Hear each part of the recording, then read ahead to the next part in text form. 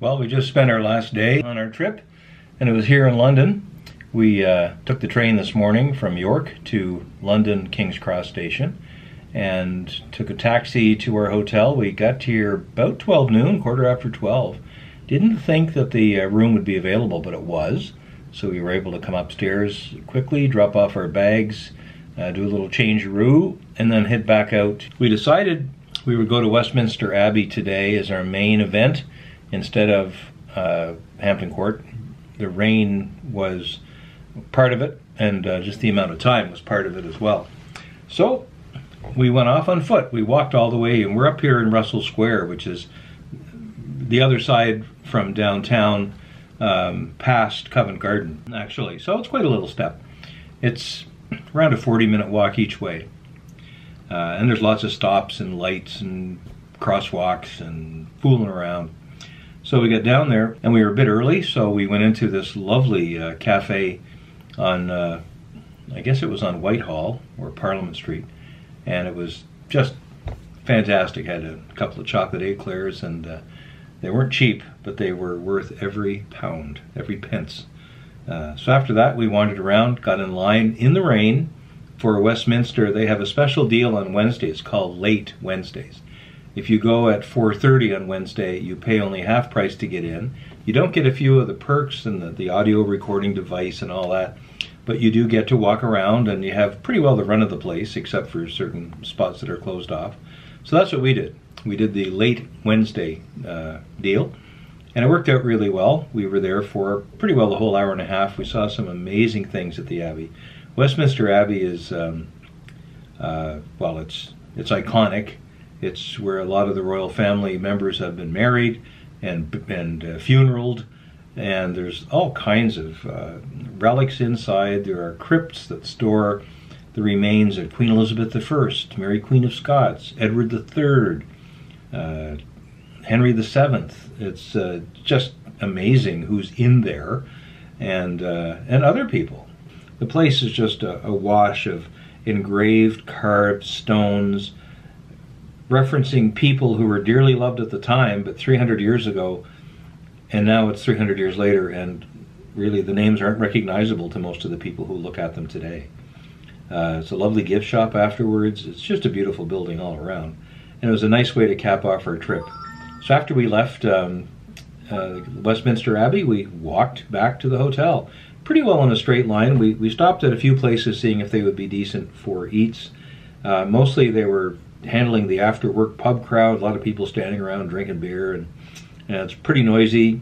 A lot of the windows were open, so the cigarette smoke was blowing all around, and the cigarette smoke in this town is absolutely god-awful. It's terrible.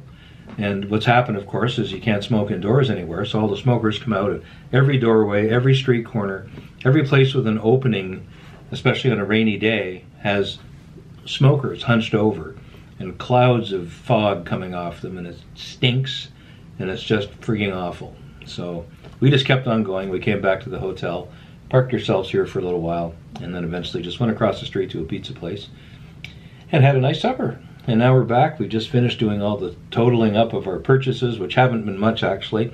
Almost all the money went into doing the trip. We're not able to buy a lot of souvenirs or take-home things. For one thing, we have no baggage capacity left.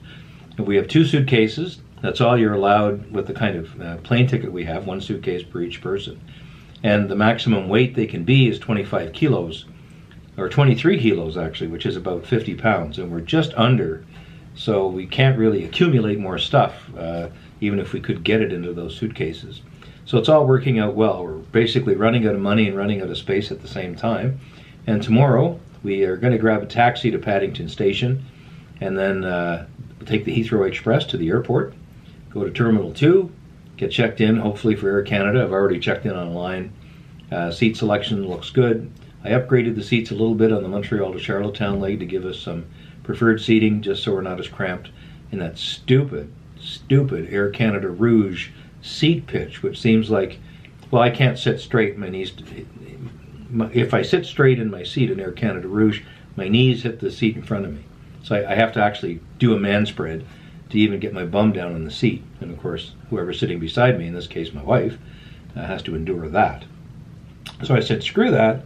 and for, I don't know, $50 or something, I upgraded each of our 2 seats to something farther back in a fire exit or a emergency exit row, and that's where we are. So that'll be a lot better for the last little jump home.